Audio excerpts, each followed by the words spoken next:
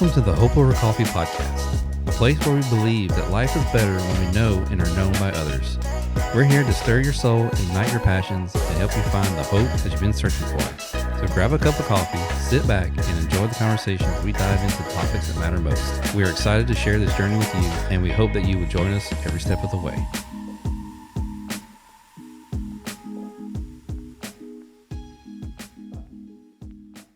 Welcome back to another episode of the Hope Over Coffee podcast. I am your host, Jared OJ, and just kind of get into another episode again. And I wanted to bring up again the fact that I'm wearing a new shirt. I don't know if you saw my shirt. I showed Jeremy on the last episode, so if you can see it. Yeah, I can see most of the letters. Okay. Yes. Do you know what it stands for? I have no clue. Okay, it's what you see is what you get. What you see is what you get at Hope Over Coffee. Makes sense. I want to try and live a transparent life and try and live the same on camera, off camera, church, home, all the things. All those no things. mask? That's so weird. No masks. So I made some shirts on my store, my merchant store. You can get through the website, but it's got some of these shirts on it, and I wanted one. If nobody else wants one, I wanted one that just says, "I want to live a life that is transparent." Do you have anything on the back, like an explanation? I have the website and then the little logos of the podcast, Instagram, and Facebook. Just kind of the platforms that I'm sitting on. There you go. Got to do a little advertisement. Absolutely. Well, man, I don't know if we just want to roll into it. This is introduce you to Mr. Casey Chisholm. I just told Jeremy this, like, I invite all the people I know onto the podcast. And where else are you going to start? You going to pick a stranger off the road? I'd take them. They'll sit if they'll come sit in my house and not destroy everything. Let's do it. I'm good. I am supposed to do an interview with. Do you know the guy that came to the Impact Weekend? The perceptionist guy. He's not an illusionist and he's not a magician. He's a perceptionist. He literally tells you, "I'm going to lie to you, and you're going to lie to yourself, and you're going to believe it." I could completely see that. Yeah. I mean, not see it, but see it. Yeah. So he was at Impact Weekend, and he did his thing, and he does his testimony, and he did some stuff, and kind of asked him to be on, and he said yeah. So there you go. Part of my new internet is part of my thinking it's a business expense. You got to write that off. Yeah, if I had a business account, that'd be great. All of this just comes straight out of God putting money in my pocket, every bit of it. But let's keep Uncle Sam out of that too. Yeah. So yeah, and the way this always goes is if you want to tell your story and pick up wherever you want, beginning, middle, it's up to you. Well, what I tell people if I'm transparent with them, like up front, they're kind of that friendly vibe. It's one of those deals where I can give you any level of detail because what God has shown me, how much He's worked in so many of those details. It's hard to leave one out, but at the same time, I have to keep it within whatever time frame I have with that person. No one's supposed to be in this house for the next 3 hours. No, don't tell me that.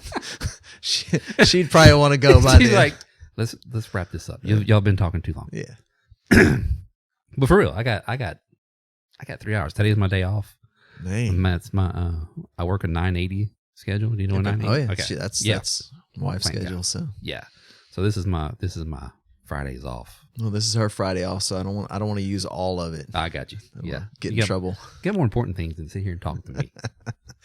Well, for me, the biggest realization is that there's purpose in everything, and that's at Romans 8:28, and it's purpose for my good. So when I go back and look at these stories in my own life, and it's the lessons and the journey that He's brought me through, it's easy to get frustrated and to say it just doesn't seem beneficial. But then I look at it through the lens of everything happens for a purpose, and it's like, okay, I may not know the purpose, but I know who's been there through it all with me. And now I have a better focus on like why I'm here. I'm not here just to like try to go to work, live a life, show up at church, like there's so much more than that God said, go and make disciples. So if I don't even understand what I've been through, then it's kind of hard for me to like be there for someone else. It's like David Dixon with the you're going through what you're going through to help those go through what you've been through, or something like that. I'm probably butchered it, but you've been through what you. I can't say it right either. Yeah, but you know what I'm talking about. Yeah, that's not the first time that's been said on here either. Right. Well, it's one of those moments when it really. He said it'll preach, and it's one of the. It's clear. It makes sense, and if what I'm going through, if God helps me, when God helps me understand that lesson, then when I see it and I recognize it in someone else's life, then I understand, okay, these are the scriptures He helped me with. These are the emotions that weren't processed right, that God, we went back through, and let's figure this out. Okay, what does God really say about you? Who are you? Saved, son of God, this child of God, not son of God, but He is our Heavenly Father. And right. I'm actually kind of going through a journey since February of trying to understand my place in Him being my Father and us being the Son. So that's cool that you're said that, and I want to hear more. So, well, that's when it goes back to, okay, what part of the story do I tell? I mean, I've got to kind of summarize this giant life lesson of, being diagnosed early with ADHD, and then also being sexually abused not long after that, and then living a life of, it was a sexual abuse plus it was an introduction to porn, which basically gave me a dopamine outlet to punch the button when I was stressed, tired, angry, whatever emotion it was like I can tap the easy button, and you end up burning out that, and I hit a depression in middle school that just I was at psychologist, I think, child psychologist, trying to figure out what's going on, and just crumble at the drop of a hat. But that was basically the exhaustion setting in, because what I was doing for relief wasn't working, and it was just a constant cycle all through college or high school into college. It was just a fear that somebody would know who I really was and what I'd been through, and just look at me as broken. So I couldn't talk about it. So I had to process it the best way I could. And the only thing I had at the time was food and then the sexual outlet. Yeah. And it was sad in a way, because I think of my dad as this hero, and he was just a man that followed after God, and he was there as a dad all the time. He taught me everything. He even showed me, like, working with Mom, who was a strong-willed kind of person that she is.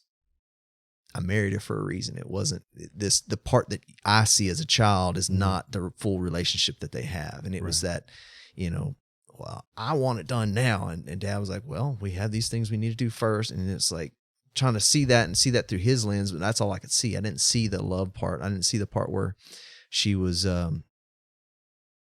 there to take care of him in his ADD and like help him find stuff and help him organize and help him just, he's when he explained that to me, it meant so much. But then to think back, like I held him on this pedestal for so long. And then after I started Fight Club, we're getting all mixed up, but well, I feel like we just skimmed that surface. Yeah. I want to jump back to the ADHD. You said, right? ADHD. Okay. That was like fifth grade. And then you kind of jumped into something about middle school. So what? Well, that was that transition from elementary to middle is when somewhere in there, I can't remember exact age, but that's when the sexual abuse happened, the introduction to porn. That's when things really started to spiral emotionally. Didn't know how to cope, but that was when I got into the story about Dad. It was the part that, when looking back, is seeing that having a father figure that can talk to you even when, like, at that level, like, hey, we know what happened was wrong. But what he did was not talk about it. And that, looking back now, led me with so many questions. Like, I didn't know how to process being abused like that. And it's like, okay, it's wrong, But how do I heal from that? Mm-hmm. Like, how do I undo? How do I build past that point? And I didn't know. So how old were you when it happened? You probably just said it. Whatever 5th to 6th grade would be. Grade. Okay. I don't really know. I don't know. I'm terrible with that stuff too. Any ideas? But still, 12ish. Yeah, probably 12, 13, somewhere in there. 11, 12, 13, maybe somewhere in there. It's hard to say. It's somewhere where you shouldn't have to be dealing with sexual things. Yes, that's the point. And my understanding of the world was a, single parent. I mean, not single. Original parents, church going. The couples around us we saw, the families around us we saw were all, man, woman, one family. Didn't really know anything about divorces or separates, or I didn't have any friends that were being raised by my mom, or dad's gone, or dad's the only one and mom's gone. I didn't see any of that, so I only knew the traditional family.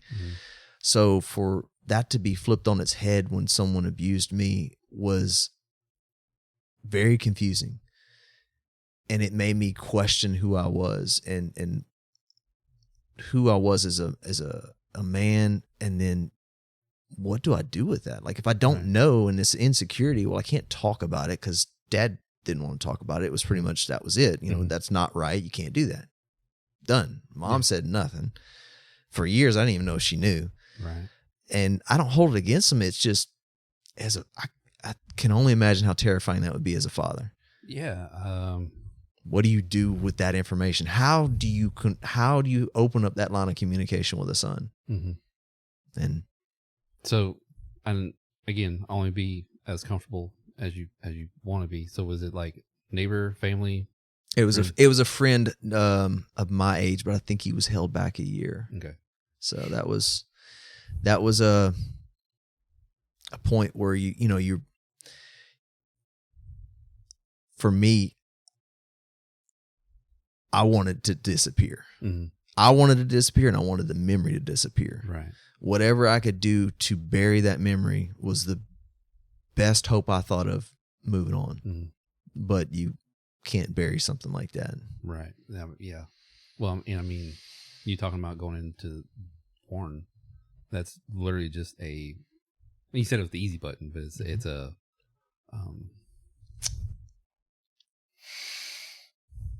what else were you going to do? Like well, it was introduced at the same time. It was part of what opened the door for that person to move into what they did to me. Yeah. So it was basically used as leverage against me, because if I told, then they would tell about my newfound favorite thing. Yeah. Okay. So that kept me shut. That was leverage against that, and not really knowing at that age about seeking help. Like, I mean, why would you though? I never had a reason to seek help from something like that before. And my parents, they dealt with a very troubled child after that. I can imagine that. Very angry, very, very angry. I was just listening to Angie likes the podcast. There's a podcast called Meet the Perrys. I can't remember her exact name, but she was a woman that came out of being a lesbian, back straight, married a guy, and they're kind of famous. I don't know exactly, but anyway, I was listening to their podcast this morning, and he was talking about, specifically, the whole podcast was geared toward pornography and how demonic it is, and it's not that it's just like not godly, like it's perspective of it's demonic. Anything to do with it, you're letting in the evil and all that stuff. And to his point of, when we continue to watch it, how much anger comes out of a man, because you're being impressioned of instant gratification, no rejection, right, whatsoever. And of course, his perspective was from being a husband and father, of you don't think you are, but you're playing those out in your marriage. And it very much so, and it's been proven, like on scans, that the brain is rewired. Yes, and it is the same rewiring that takes place in a drug abuse. Yeah. Because technically we are abusing the drug because we want the dopamine and the other positive chemicals to be released. So we keep going down the same route and we reinforce that. And when you reinforce that with the same positive, outcome at the end, you get the release, then your brain says, okay, map created. Yeah. That is the best route. And actually something that came up later is struggling with trying to get out of that cycle. And later on when, Matt came into Fight Club, it was pointed out to me that I was doing A, then B, and C was coming, and I had set up that pattern to such an extent that my brain already knew the map. If I completed A and B, C was next. Yeah. And if you didn't, your brain, your body and brain were going to fight you until 100% until C was accomplished. Whatever mental memory bank needed to come up, whatever, it just seemed like there was always some sort of suggestion that just wouldn't leave your mind until you finally gave into it. Right. But it's kind of like you putting food in your mouth. You've stuck the food. You put the food in your mouth. The next part is swallow. Swallow the food. That's it. Yeah. And you don't have to think about that. You just do it. Yeah. So that was what it came down to there. See, I don't think I've ever sat with you in a group to hear your whole story. We've been in group, but not to the point where we shared. I think we kind of blended a group for a short time, and then you've always avoided me. I understand. Well, I tried. Now you're here. Look. No, you got, man, that's a lot. I don't think I could truly process the things that you went through as a kid. I know we all deal with our own struggles and our own trauma, because everyone has trauma growing up. I don't care how minute you think it is. Everyone deals with something. Right. Well, you think about it as a child. Out of God's purpose. Getting a stubbed toe and it's the end of the world, you melt down. Yeah. Well, it just ratchets up as you get older. Like what is that stubbed toe in your life? And then you hit a point where you keep turning the things that don't work, and you fall apart, or you just plateau and you never grow past that. But then Christ offers that I can heal, I can use this, and I can show you how to help others as they're going through that, and you keep growing. Like, so you learn a lesson, he teaches you, how to process it, what he wants you to understand about it, and then you use that to help someone else. And that is like really realizing your purpose. So I'm gonna jump back a little bit. My brain's kind of popping all over the place. Oh, I go for it. I mean, I have told it so many different ways, from the 5-minute version to the 1.5, 2-hour version. Yeah. So back in middle school, you were heavily into pornography, I'm assuming. Well, it was a weird dichotomy, because I didn't have access at home, but because of this person, I had access, but it came at a significant cost. Gotcha. So it was that went on for a while, probably. And I don't know the dates, man. There's some parts of my brain that are still locked down. Yeah. Not so much locked down as just I don't have any reference point for it to say it lasted this long or that long. Right. Well, and I'm kind of with you on that one. Like, did you ever do the timeline in fact? Okay. Many timelines. I've never actually finished the timeline. Did you do the full one that Ross put out with he got it from some online system? It was like 15 pages.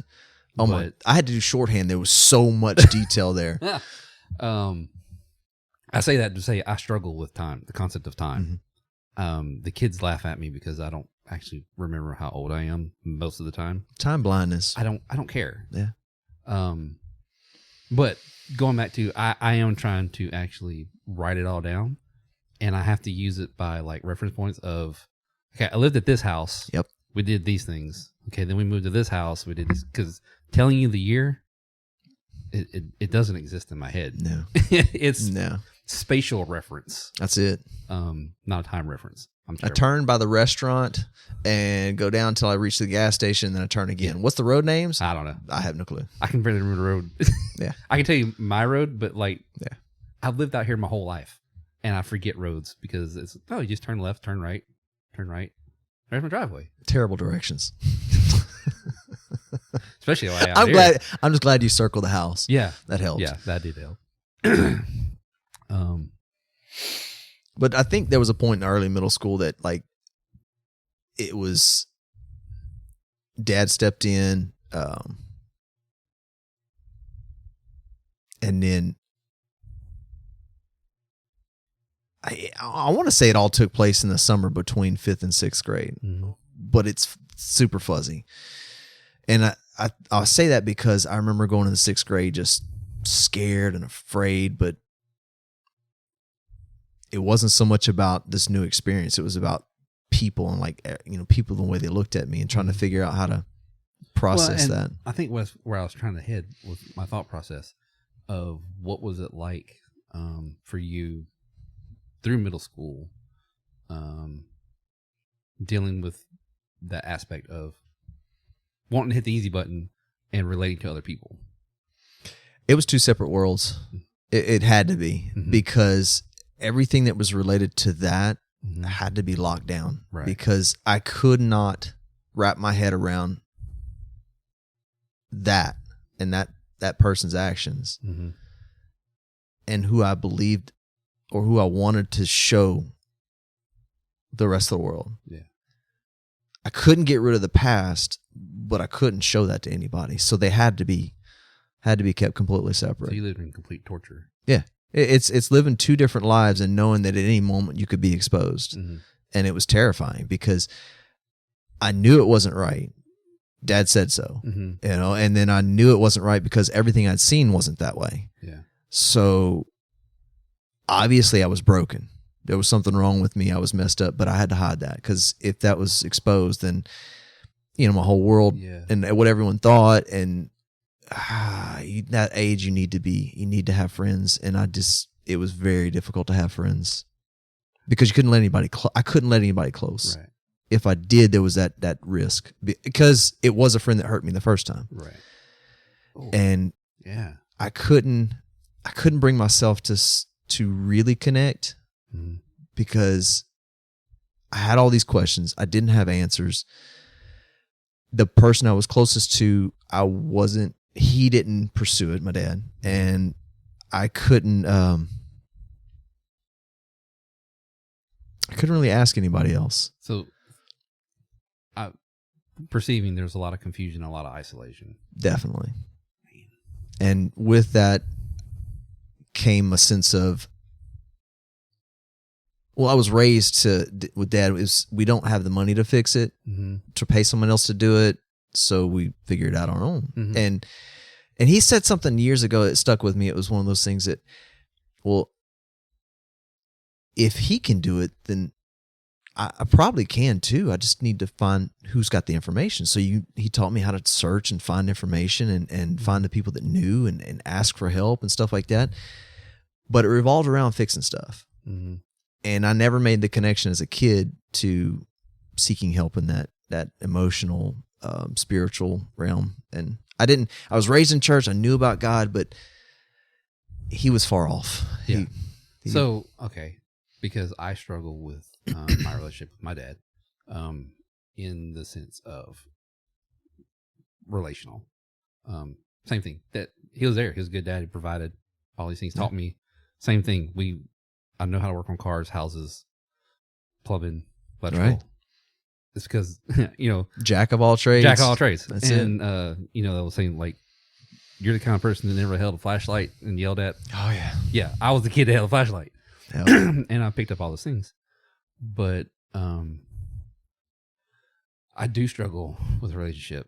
I kind of felt very isolated growing up too.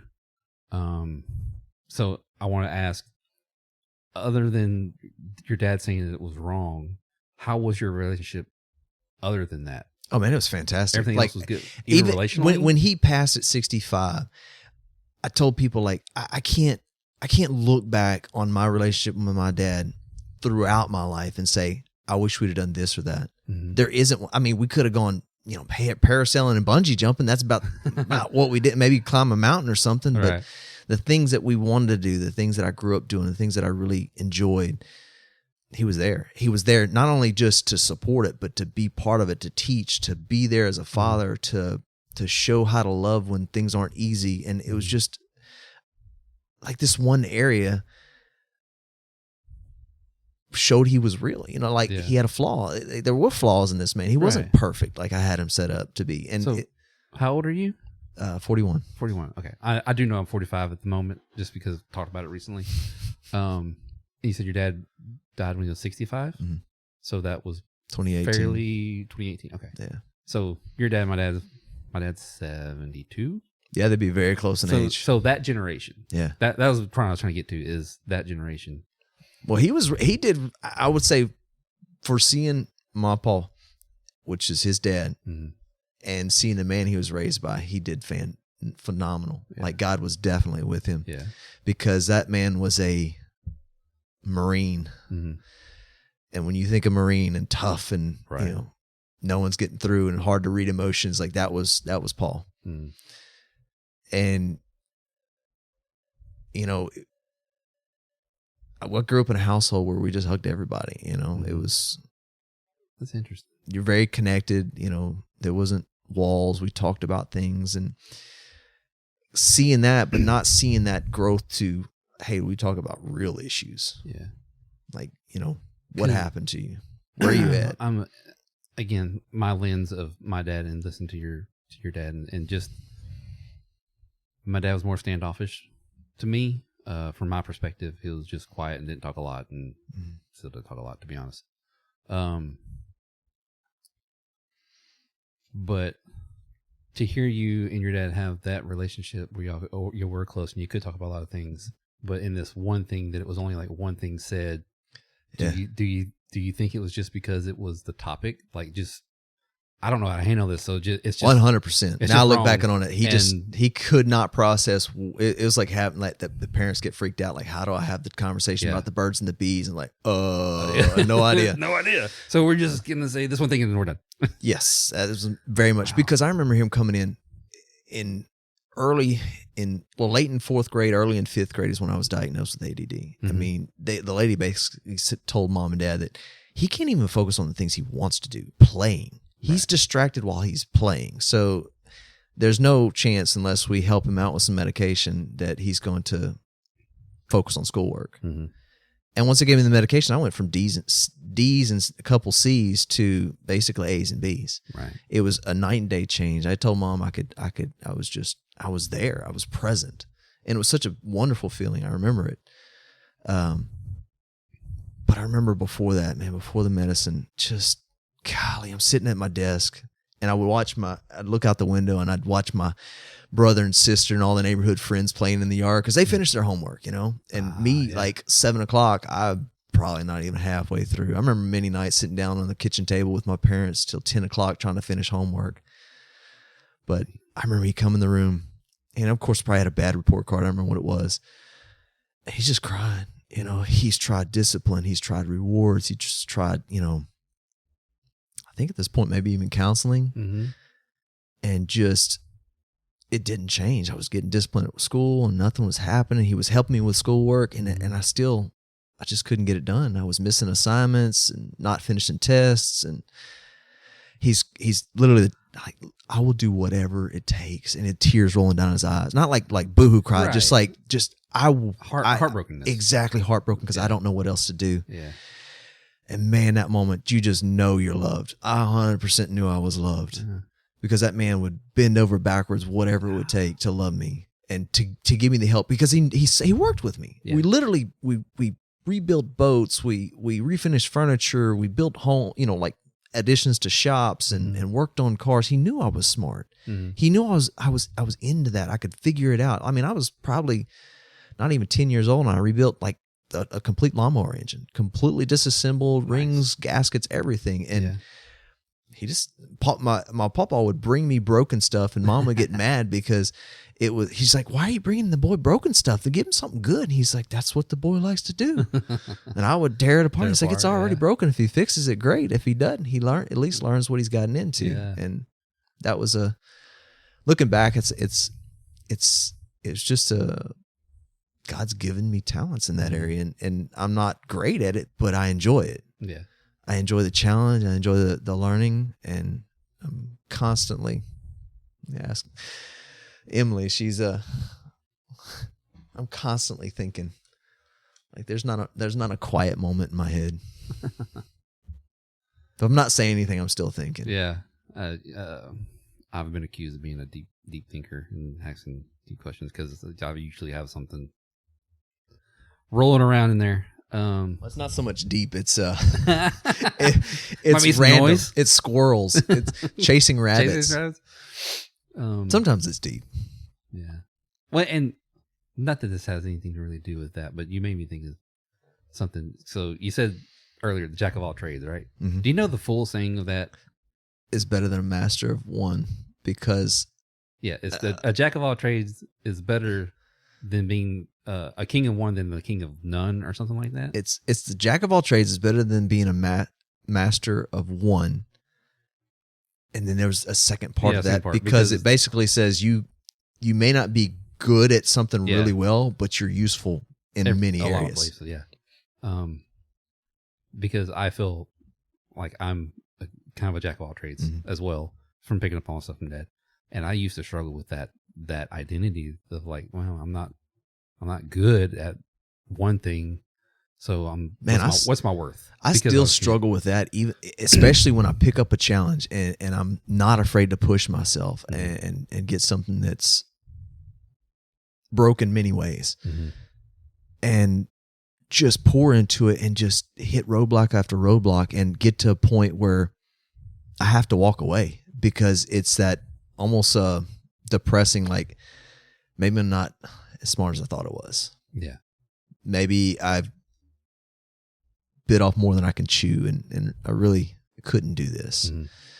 And some of that goes back to trying to fix myself, trying to fix the broken little boy. Mm-hmm. And I spent the rest of my time trying to fix things and make myself useful because I could cover up the brokenness. Yeah.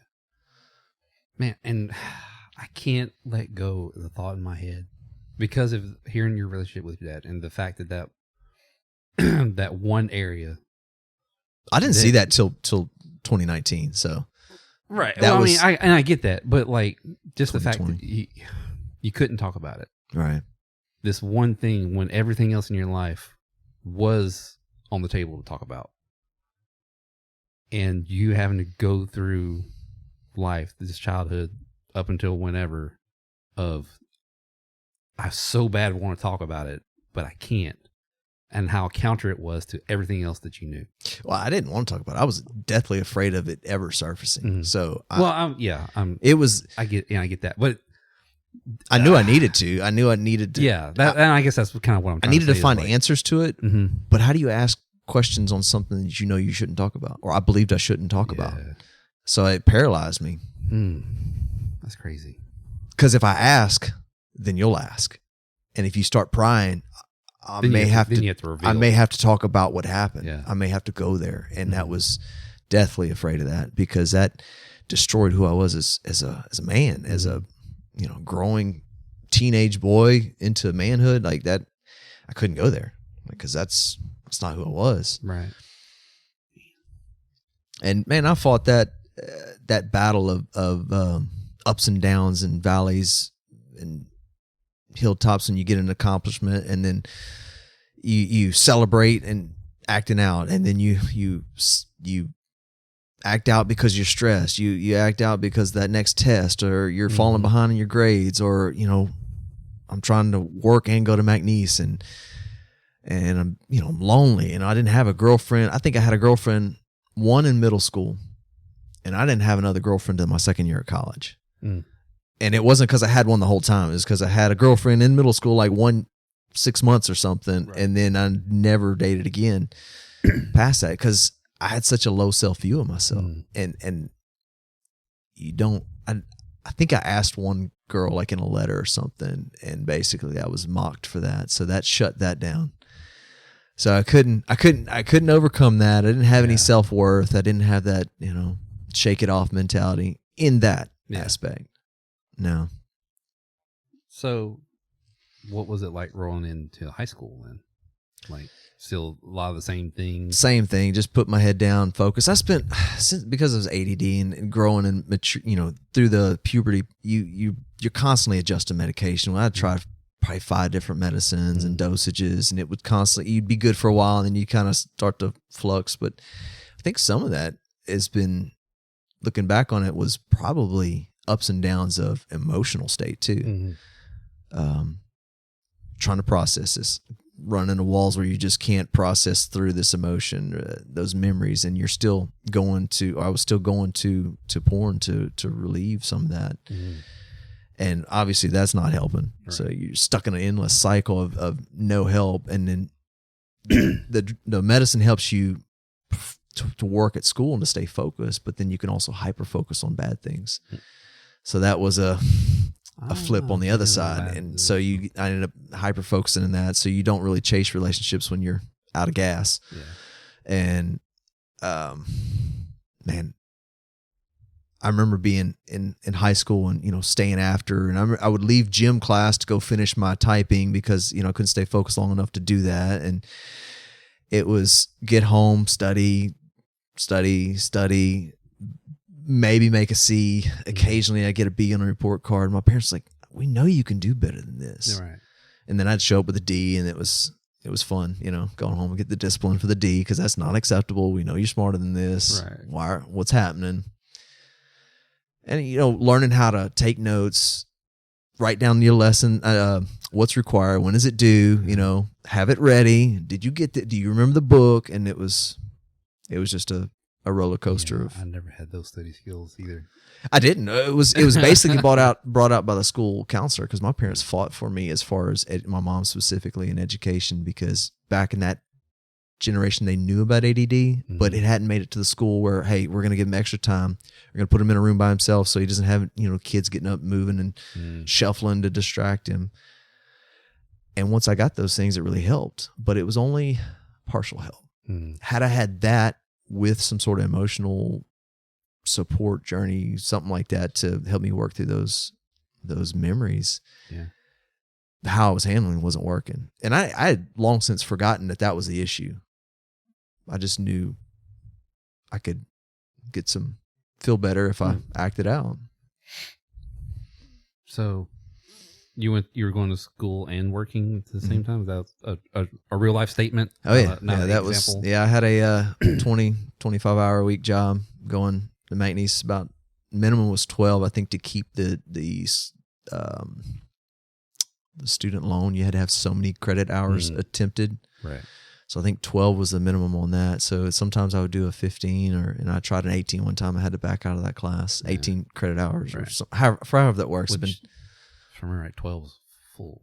12's full. Yeah. And then I was working 20, 25 hours.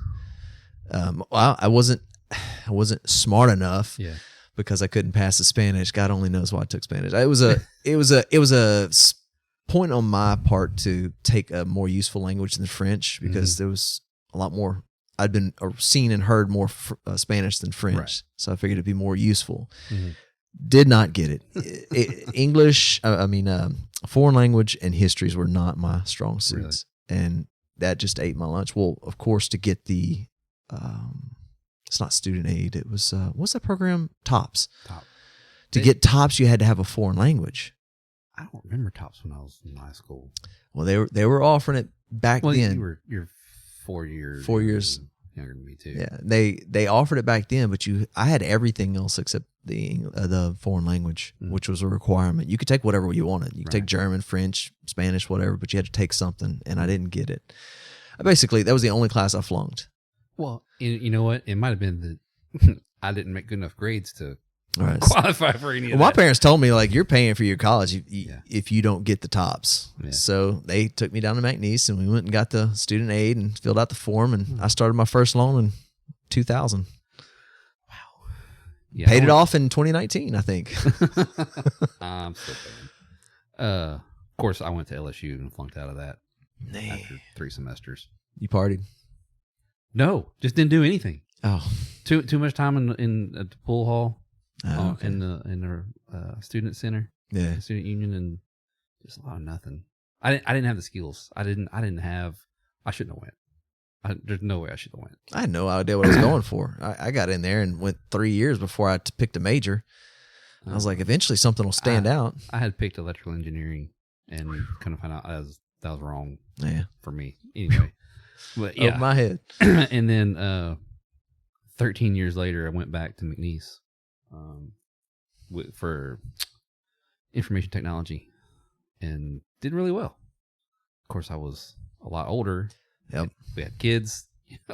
Life was different. I think Mom graduated at 40. Like she went back, and I think when right around her 40th or sometime after that, she graduated with her elementary teaching degree. So that was it was me being in high school, seeing her do that, raise kids, work a job. Like she looked at us like, you don't have an excuse. Get it together. Yeah. And Yeah. I studied like that too, which basically meant I had to keep up with the demands and work. There was no social life. Yeah. I know I wasn't a social person, so that was okay, but it was almost sad to the point because it'd be 8, 9 o'clock at night. I'd find a room in Kaufman and second floor or something with the lights on. The only one in the building, the cops come by. You all right? Yeah, I'm just studying. Yeah, because Angie was going to school first, and it was after we got together ish, somewhere in there. I don't remember. Times, again, terrible. But I went in for a 2-year degree, so I have an associate in it, and she was getting her teaching degree, and we both graduated at the same time, 2012. So totally can understand that. Yeah. Working through doing life and going back to school. I got a 2-year degree in 6 years. I got my 2-year in 2 years. Like, for real. I could have gone. I joke because like I could have gone to Swell and saved so much money, but it was. I excelled. I stayed on the deans and the honor, whatever the honor roll, banner roll equivalent would be for college. I stayed on that the entire time. Well, and if you really think about it, I really got a 2-year degree in 14 years. And I graduated with barely a C out of high school. Huh? And it was one of those things like I was hyper focused on it. Yeah. And that comes with ADD. You hyper focus, and hopefully the hyper focus is on the right thing and not the wrong thing. I was just lazy. I graduated with a B out of high school. And you probably didn't even study, did you? I didn't. I know. You sound like my brother. I didn't do homework. I didn't do nothing. The only way I passed was just knowing, like picking it up and taking a test. Mine was brute force memorization, writing it down, reciting it. It was brutal. I didn't. Matter of fact, I think, if I remember correctly, I had one of the either history or science textbooks, and I somehow threw it in the back of my truck beginning of the year. You slept on it the night before. You're fine. No, I ruined it. Oh, It got wet and it rained, and like I didn't even use it the whole year until I had turned it in. They're like, yeah. What happened to the? I don't know. Well, back to the college years and screwing things up. You know, I had a relationship, a short term one, in probably my second year, and then that was. I had some others that I were attracted to, but I never had the courage to ask and to move past the fears in my own head. So I just kind of stuffed it down. Man, I got out. I would have gone for a bachelor's, but I never finished in process engineering. So and I did the 2-year for the PTech process technology, but the concentration for engineering. Once I got the job, I was like, I'm done. Yeah. I don't need to be here anymore. Yeah, I got a job. I'm exactly. good. Full benefits from starting. I'm done. Sorry, McNeese. But man, I left that, jumped in the job. I had a friend. I don't even remember where I met him, but we'd just hang out at his house, bonfires. Just kind of existed, going through the motions, going to work, ended up meeting a girl because of a friend of mine, literally the next trailer over. And it was just being lonely, and then that opened up a whole new world of just sexual. And it was, I know she was in a different place, because I had a good job. I was taking care of myself. I was, pretty much from a worldly standpoint, had it together, but emotionally I was a wreck. Right. But I couldn't let anybody know that. So just, switched from porn to a human. And it was basically kind of the same pathway to what I wanted to feel better. And there were good moments. It wasn't all that, but it was that repetitive cycle. That same thing just kept going till, a couple of years into that. It's like, I didn't want to be there.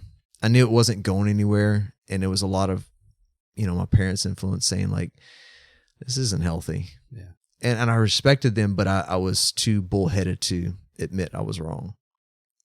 So I met a girl at it was actually first, they had a Christmas service. I met a girl and just saw her and I was like, I think I'd like to get to know her, And I said something to my brother and he's like, oh yeah, I know her, it's a friend of my wife's or something. So they hooked us up and, it was trying to leave that old life. Like, okay, I'm going to leave that old sex-driven life behind. That was that relationship. And then it wasn't any time before it started up again. I was going to say, how'd that go for you? It did not. Because here's the thing. If it wasn't with that person, then it was at home on the computer. Right. It was the same cycle over and over. Yeah. And it was the same, hit that button, get the release, and I could deal with whatever it was. I could get the dopamine and be able to handle that problem, or so I thought. Instead, I was just stuffing it down and not really dealing with anything. And that went on for 6 months or so. And then I met through Facebook my ex-wife, and I didn't realize at the time, but she was basically kind of pursuing me. Mm-hmm. But I was feeling so insignificant myself that, any attention was very much unaccustomed, and it made me feel good, Yeah. So that relationship, there's some lies told. I was basically under the belief that her ex-husband was he wasn't ex at the time, but I believed what she told me about him being split and that he had, done some things that, damaged the marriage and basically made me feel sorry for her. And it was kind of like, but y'all need to work that out. Cause I knew like that was the healthy way. Mm-hmm. But at the time I wasn't mature enough to like actually push her away. So that ended up devolving into a relationship where I was starting to see my needs met there in a relational kind of aspect. And I was like, I was torn because I knew it wasn't right. I knew they were still together legally. But I got to the point where I was like, look, we're behind doors now. It's quiet. Like nobody really knows what's going on. So just get rid of him, just divorce him, and we'll move on together. And that worked for a while, and we kind of kept it under wraps. And then her work caused her to be gone and just emotionally distant for a long time. And that felt like it was personal because the person that had met my needs had pulled away. Right. And it was very disturbing for me to the point where I basically left her, and it was left for a friend, a cousin of that friend that had hooked me up with the last one. And it was just a spiral of a bad emotional relationships. And it was like, okay, this would be the next thing. And it'd be better. And then that one ghosted me after a month. And it was like, I'm gone. She's still trying to talk to the ex-wife, still trying to talk to me. At that time we weren't married. Mm-hmm. And I was like, you know what? If she'll take me back, then that's good enough. That's probably a good person to be with. That's safe. I didn't realize at the time that's what I was doing. I was basically going for what I thought was safe. And so we're keeping this all in the wraps. We get back together, date for another year, and then end up deciding to get married. And I remember Dad asking me, called me up the day of the wedding. You were off in Florida, and the day of the wedding calls up, and I had a speakerphone thinking he's going to congratulate me and all that. And he's like, are you sure this is the one that you want to do this with? Because they knew her story that she divorced in the previous marriage. And it was kind of that question, like, turn the speakerphone off real quick, trying to, she's looking at me like, what the flip? How could he do that? Your parents obviously don't like me. So that started off really rough. The whole time I'm still completely into the addiction. Sorry. She's determined that she wants to lay on me. Oh, What? she's not gonna go Not gonna quietly. leave me alone. We've talked too long. He needs to go. Yeah. Like, thanks. Appreciate it, Pip. But anyway, Sorry. Yeah, you had a speakerphone and you like. I'm trying for the room to hear. I'm like, yes, Dad, this is the one. But then that comes in the story later. Mm-hmm. So we go through the marriage. At first, it's like, it's okay, but I know she knows nothing of my past. Mm-hmm. And there's no way she's going to find out. I'm not going to tell her. So I move forward, we go into the marriage, get a house, and we're doing life together. Like, we're above board, she left her husband. Then we found each other, then we started dating. Meanwhile, we'd been dating the whole time. Right. And it was just kind of keeping it under wraps. Don't tell anybody. Living the lie, man. Going home, being alone, shift worker, got plenty of time alone, acting out all the time. Mm-hmm. She's starting to notice changes in my behavior, changes in the patterns. She's pulling away. Well, that means I act out more. It just snowballs. Well, a few years into the marriage, my parents are diagnosed with, both of them at the same time were diagnosed with cancer. Mm. And man, that was a gut punch I just could not come to grips with. And Mom and I never had the best relationship because she was the my way or the highway kind of person, and she was very strong-willed, and I was very anti that. And I was not that kind of person. If you give me a logical reason, then I'll go along with it. If I can agree with your thought process, if not, we're gonna battle it out. And then Dad, it just worked different. But I forgot where I was going with that story. It happens on here sometimes. We start down a path and then we forget where we're going. Married, relationships. Oh, the cancer. That cancer. Mom's was like, oh yeah, we'll give you this medicine that is very responsive to this, and we'll manage it, no problem. Dad's cancer was like, we have some things we can use, but it's less than 20% successful in the type of cancer he had, and at this stage of his cancer, and so they gave really no hope there. And for me, that was devastating because Dad and I were thick as thieves. Like, we did everything, hunting, fishing, living, building, whatever it was, we were together every afternoon, baseball, whatever. Mm. So for him to go is just terribly painful. Like, there's no, so I wanted him to fight. Like, I wasn't ready. Yeah. Like, so I just remember bawling my eyes out, laying over him. He had the PICC line in his arm, which straight to his heart with the chemicals, and I was the one responsible for cleaning that and keeping that bandage cared for, so this next chemo treatment wouldn't be, it's no infections. They were like, if you get an infection there because you did something wrong, you basically kill him because the infection would go straight to his heart. And I'm like, I love this man, and I am the most responsible at taking care of him because Mom was incapacitated with her own cancer.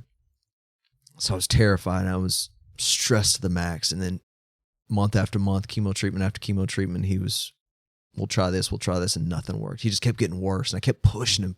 Just the next one will work, Dad, the next one. And that tore me up inside because later I realized, like, I think he fought for me. I think he fought because he knew I wasn't ready. Yeah. And he suffered tremendously. The amount of pain medication he was on toward the end was twice what they would put somebody under with for major surgery. And he was still fully awake. And at the end, he just asked, like, I need to go to the hospital. And I was like, where's your pain at? And he would normally say like 4 or 5. The man was just a stoic, I don't know how to word that, just the anchor of a man. And when he said 8, 9, he's like, I knew it was bad. And his skin was starting to fall off. And it was just, all these things were just destroying me inside. I had no way to process it. I was angry at God. And then he, of course, died. Mm-hmm. And it was one of those things it was crumbling, but I went to my addiction to relieve some of that. And obviously it didn't work. It was vicious cycle, and I was getting nowhere. And then angry at God on top of all this, because back in the end of high school, I remember church camp, I was like, I don't want to go to hell. Mm-hmm. So I accepted God under that premise, like the get out of hell free card. Right. But I got it from there, and I went on living the rest of my life. Like, okay, I know I'm safe when I die. I just got to figure out how to live now on my own. And me and my addiction, we just lived together, just a dysfunctional So when was That was like summer of 99, 2000, somewhere in there. Whatever your last year in Camp Pearl would be. I don't know. But that aside, I'm falling apart. Mom's still sick as can be. I'm pretty sure at that point I pulled away emotionally completely in the marriage, and probably left the door wide open for someone else to influence her away. And then that was 2018, middle of August 2018, a day before my birthday, and he passed. And then that next March, she told me that was it. She's going to go live in an apartment. She need to figure out what to do. Need to figure out how to work on, how to move forward. She just can't do it with what's happening right now. It's not working. Yeah. That threw me for a loop. I didn't know what to do. I remember thinking to myself, like, okay, I know I'm messed up. So I was talking to some people, and somebody somewhere along the way offered me a book. I came across a book. Can't think of the name of it now. Basically talking about good things in marriage and talking about how you are to be as a husband and how God wants you to be. And man, it's like, this is roadmap I needed right here. Right. So I started seeing connections, and it's like, okay, I can do these things. I'll bootstrap it. I'll get it together. And basically I told her that, we were working on that and still had some communication, and I had no idea what was really going on in the background. I'll get to that in a minute. This is 2019, probably September-ish, and into October, right? Early October. She's like, okay, we'll come back home.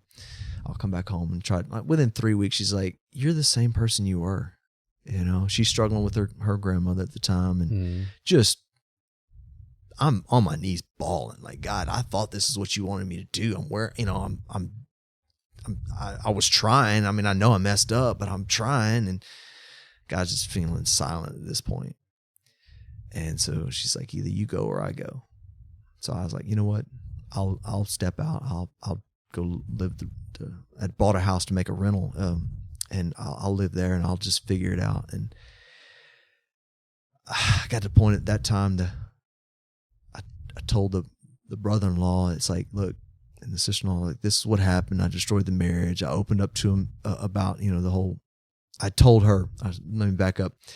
Right before she left, I went to the church with her, and the preacher's son was up there talking about his journey with porn and the things it caused in his marriage, and tore things apart, and how God works with him on that. And now there's restoring the marriage. And I was thinking, oh my God, I'm on fire at this point. The spotlight's are on me. He's telling my story, and I'm dying. So I was like, okay, I got to tell her. I got to own up to this. I got to tell her where it came from, and maybe we can work on this.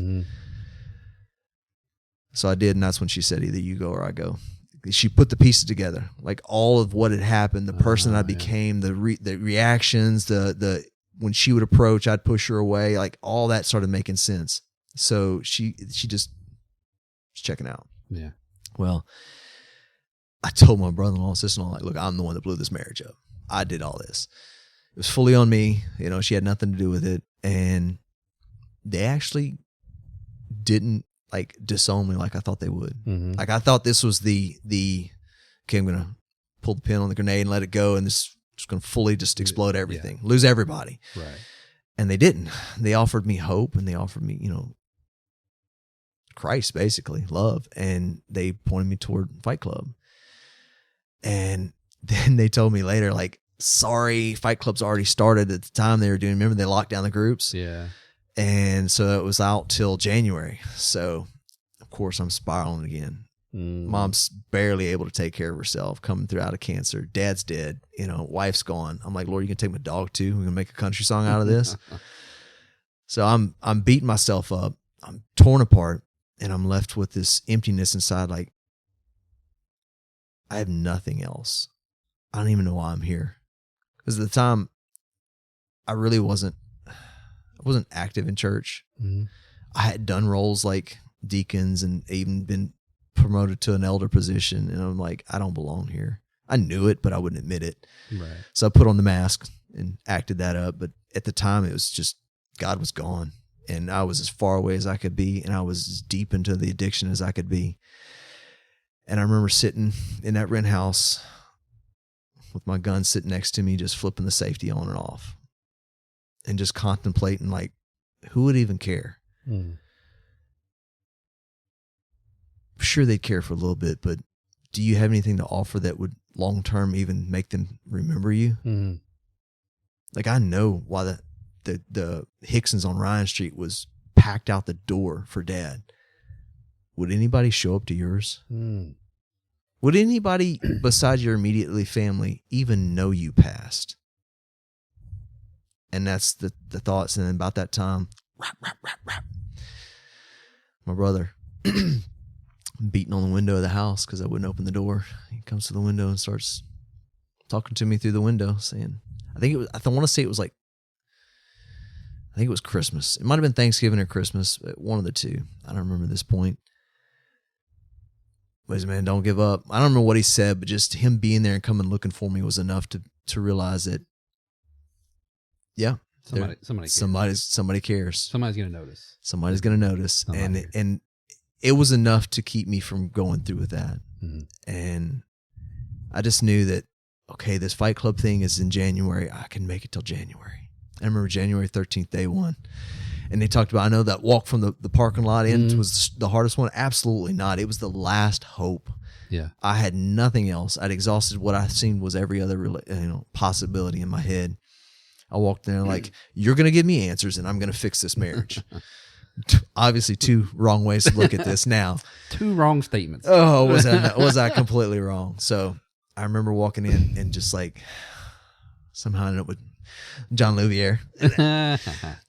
John looked at me, I'm sure, like I was absolutely insane because I was a man on a mission. I needed answers. Right. So I showed up dedicated. Whatever you got, I'm going to do it. I'm in 100%. And I got nothing else to lose or nothing, no other hope. Right.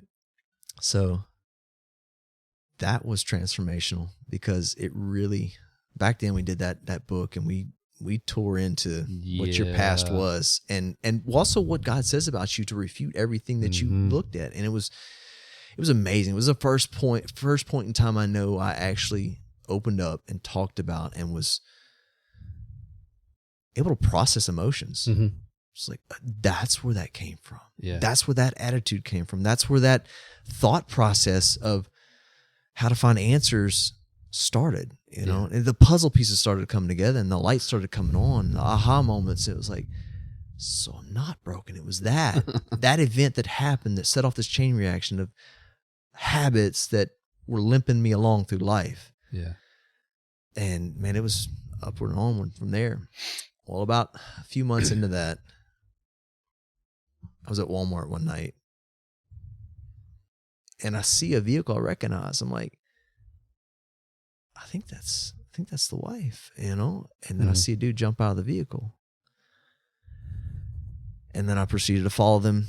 Get into the vehicle. I see them, proceeded to follow them wherever this was going to lead. And that's when I really got gut punched. I realized she had been in a relationship the whole time. And that she had stepped out not to work on the marriage, but to work on the other relationship. Gotcha. And it was a moment where I realized I had other people I could call on. And I remember calling up my brother. I remember calling up my brother-in-law at the time and saying, bad things are about to happen. I need you to talk to me. I need you to talk me out of this before I do God knows what. Yeah. When that door flies open. Because I followed them all the way back to the house and to the trailer they were in. And I was just furious. I've never felt an anger like that and just a betrayal. Because here I was working on this and hopes of restoration and God's changed my life. And it was just ripped all that out from under me. So I tried to check out. The guys, of course, would not let me check out. They were all talking to me and just being there for me. And we're all messed up, but we were going through the journey at the same time. Right. And that went on for that journey of growth in God. And I remember John pulling me in the office had me in the office at one point because I go to Roy be frustrated with what Roy would tell me and go to John's office and be like, I don't like this. This isn't working. And John was like, you got to calm down. And it basically, one of those times he said, look, at the end of the day, if you work on the relationship you have with God and you work on that and he transforms you into the man he wants you to be, and he sees fit to restore the marriage, you'll be the man she needs you to be. Right. And God wants you to be in that marriage.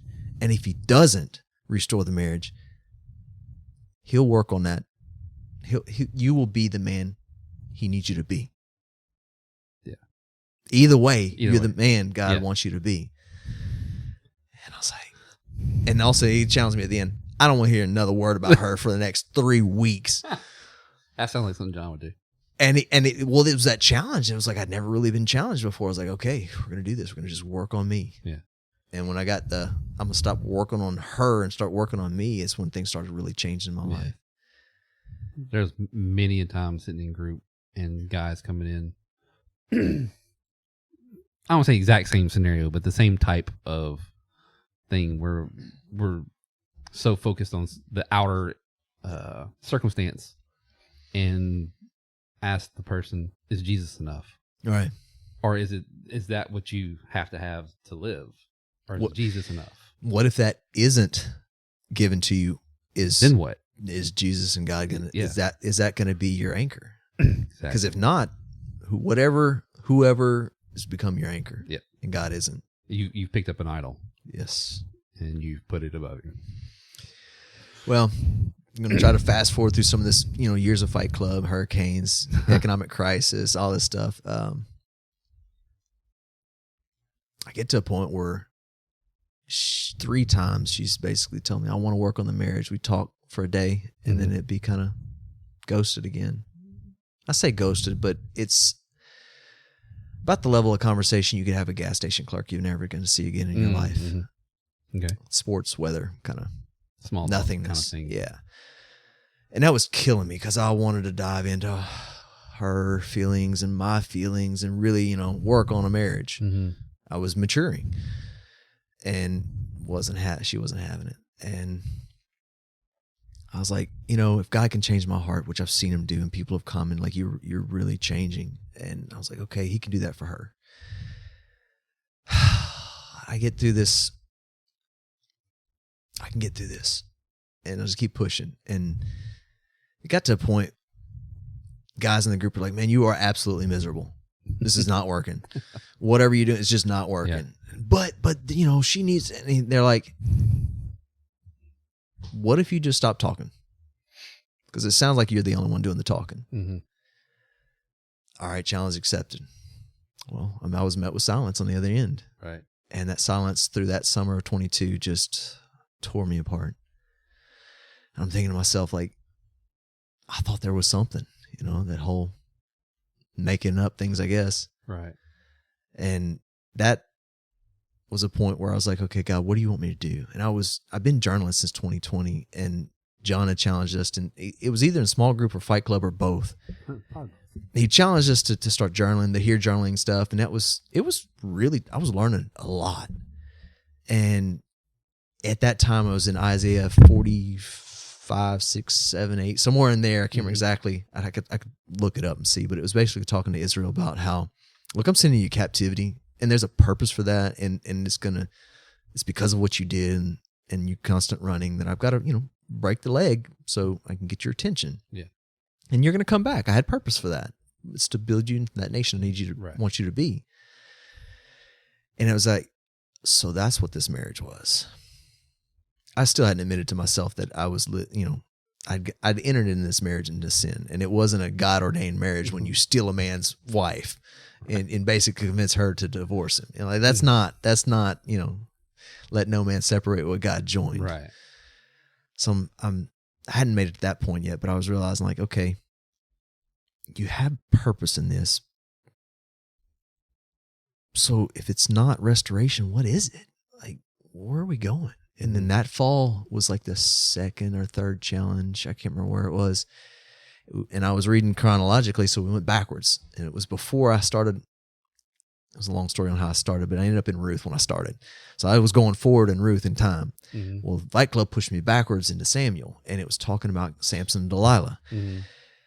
And Samson's a Jew, Delilah's a Philistine. Mm-hmm. Basically, mortal enemies. Right. They should never have had relationships. Is just not going to be good. And the parents even said that, and it goes back to that story about Dad saying, "Are you sure you want to do this?" Yeah. And it was at that moment I had the exact same memory. Like, Dad, like, "Are you sure you want to do this?" And his parents, Samson's parents, were saying, "Are you sure any other woman we can get for you? Just not a Philistine." Mm-hmm.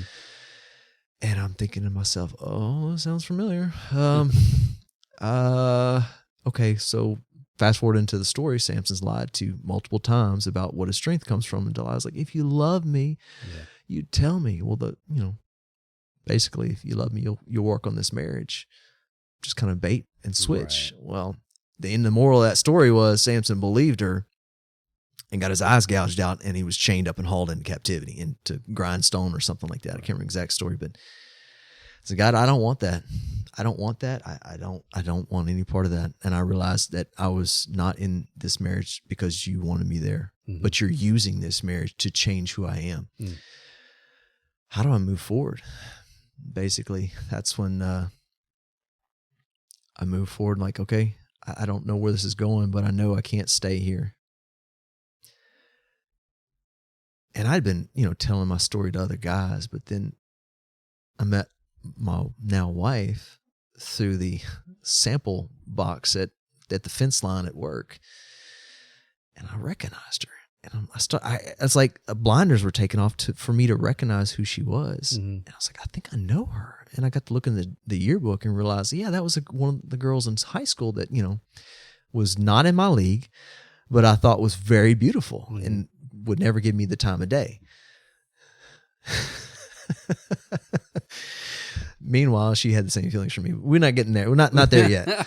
Anyway, I'm talking to her. I'm looking at her. I'm like, okay, I know she's close to my age, so there's no ring. I wonder what the story is. And then through Fight Club, I'd learned to be curious, mm-hmm. and learn to be curious about others and what's going on, and being to the point where I'm willing to share my story first, what God's teaching me, where He's bringing me, and just open up so it's that give and take to where they feel comfortable that they can give, so I can get to know this person, mm-hmm. and really be curious. And of course, she allowed me to talk for 2 hours until your knee hurt. You took a knee at one point because we're looking through a hooch that is a little metal shack is basically what it is. Right. And there's a little window on my side of the fence that she can look through, and I'm handing the samples, and we're talking through that instead of walking around, obviously. But anyway, that was something I look back on and just laugh, because I'm telling my story with the hopes that she would open up. And we started talking about, just faith and what God can do, and past, just lives that we've lived and screwed up. And I was like, I've told you how much God has forgiven me. And she started talking about things that she's been through and talking about the hurts and just life. Are you sure God can forgive me for that? And basically found out later that was me leading her to Christ and salvation, and to make a commitment, and blew me away because I really focused on the curiosity. Right. I wanted to know who this person was. Yeah. And the attraction helped too. Meanwhile, I'm going to Fight Club. I'm living life. I'm talking to her. I'm still in this point where I'm like, okay, God, I feel like the restoration isn't what you were going for in the marriage. So where are we headed? Like, what is going on? What am I doing? And the story of Samson just kept coming back and coming back. And I was like, this wasn't his. This wasn't God ordained. Mm-hmm. I was wrong. And this is not where He wants me to be. This is where He had me to break me, to rebuild me. And that was a hard place to be, because I don't, divorce is not easy. No. Divorce is painful. It's messy. It's ugly. But looked at it through the lens of God, it was what was required to break me, because both my parents being sick and one dying, the wife leaving, it wasn't enough to break the addiction. Mm-hmm. it really, he had to push it that next step of finalizing that to where I finally was broken to the point where I'm 100%, I'm all in. What's your shirt say? Yeah.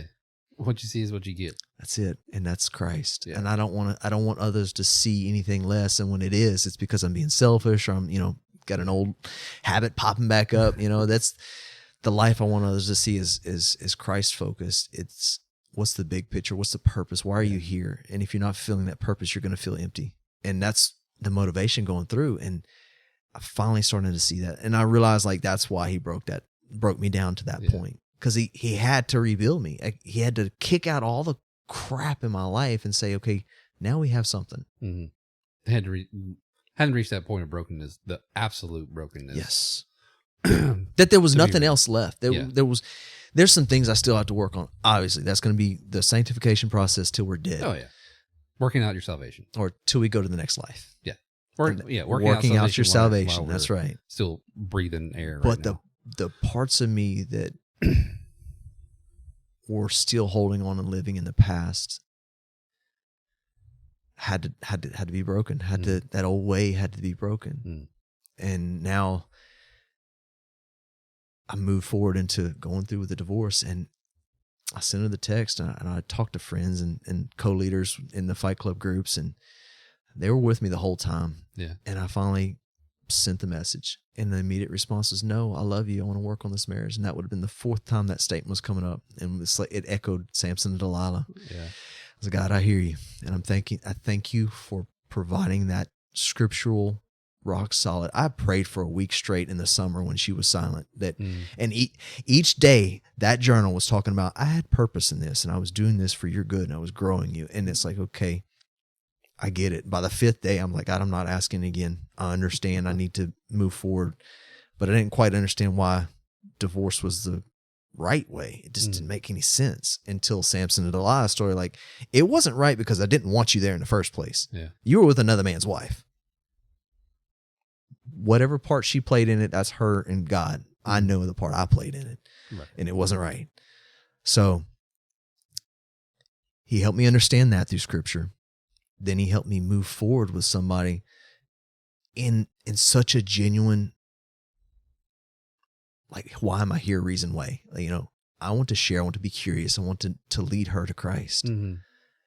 And then it began a relationship that was just beautiful. Yeah. And here we are a year later, married for, 4 months now? Almost 5, yeah. And it's beautiful because it shows me no matter how broken you are, no matter how messed up and how much you don't understand about the direction you're heading, God already has purpose in your life. And if you trust him with the day, you can have the emotions. You can be bent out of shape. You can be frustrated with what you don't understand. But then you go back to the roots of what you know God has told you to do. Love her, take care of her, and give like he gave to me the love. And he's going to work through the rest of it. And it's just a story of hope. And it's like, how many details and how many different places can I see that my parents fought for me, that he watched out for me when I was doing stupid things. I love to speed. And I would do so many stupid things, and I ended up getting a sport bike and then just doing insane speeds. And I look back on that like, I'm here now because he knew he had a message to share through these lips and this body and this action. So he protected me through that. Like, it's just amazing. Yeah. And then on top of that, like, I screwed up so much, and then he's going to bless me with an amazing, beautiful woman like this. Like, why? Why? I don't deserve any part of that. Yeah. Well, I'm gonna tag on to your story because I feel like we have a lot of similarities in our stories. Because me and Angie, we did not come together under good circumstances, as you would say.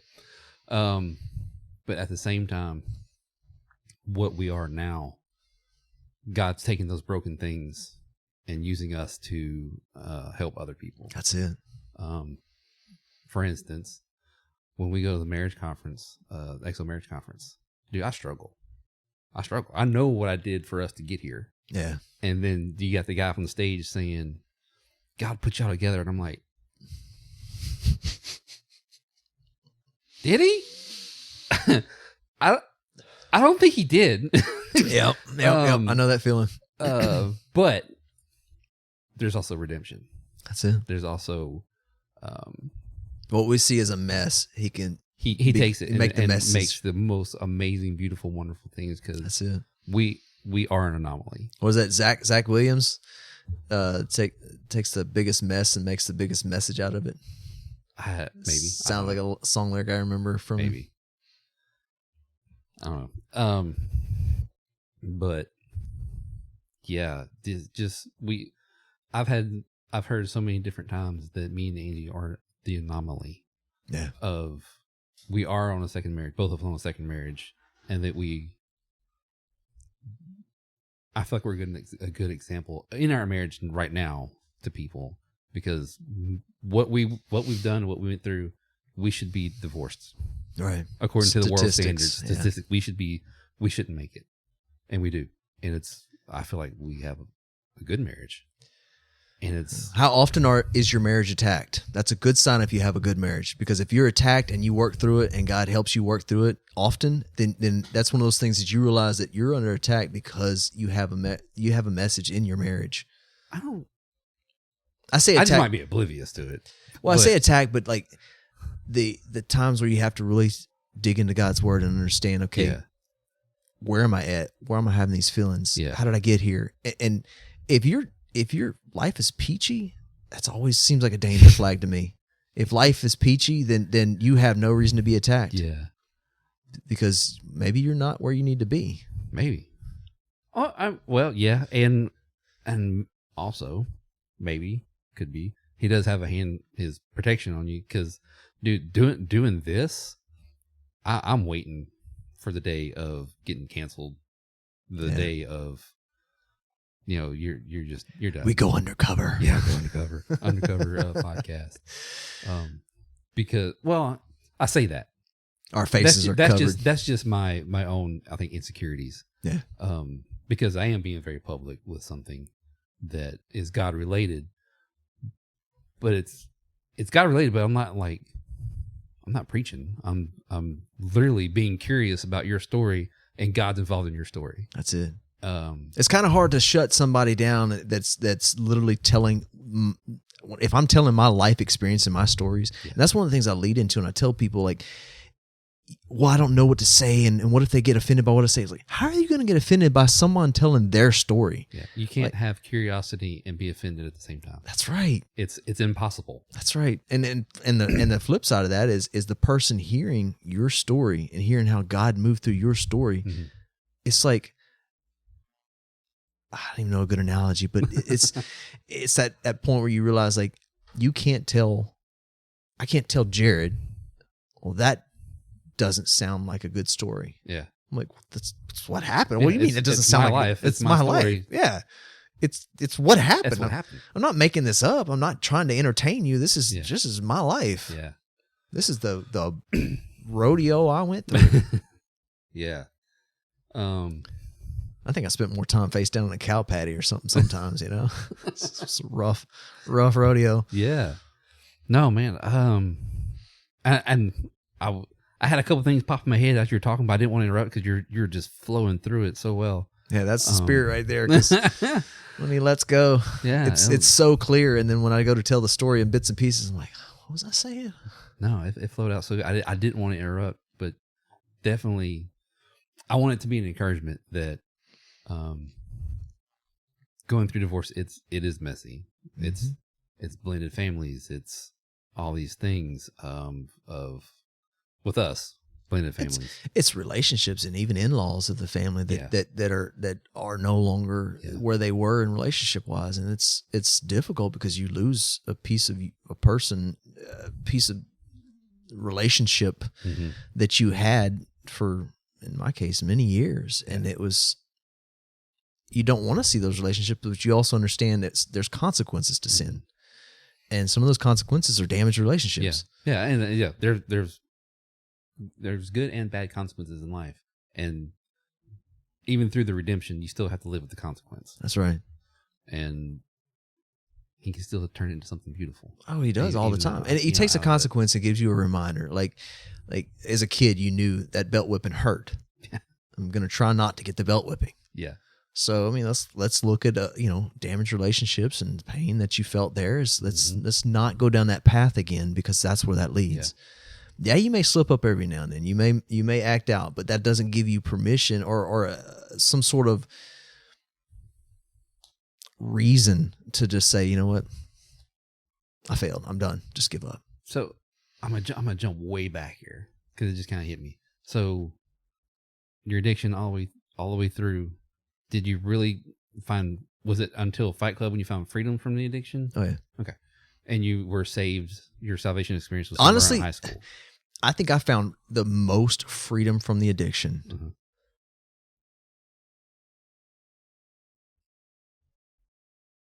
After divorce. Because it was like that moment that I'd spent so many years fighting to get the marriage restored. Mm-hmm. I had to lay all that on the ground and say, God, I'm going to trust you, even though this seems absolutely backwards and counter to what I've been fighting for. Yeah. And there was a moment, there was many points in there that I wore not getting a divorce as a badge of honor, a pride thing. Mm-hmm. And he had to expose that too. And he had to break that pride down to say that you can't hold a false marriage that you enter into in sin as a badge of pride. Right. That's not how this works.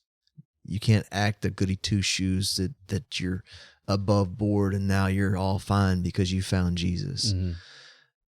And that just makes all this go away. Right. That's not how this works. And it was that pride that really hit the hardest. And then after that was finalized, it was kind of like I really genuinely fully submitted at that point. Mm. Now I still struggle with emotions. I still struggle with the right way to respond and to not bottle it up, not shut down, not go seeking that comfort some other way. And I struggled with food for a while too.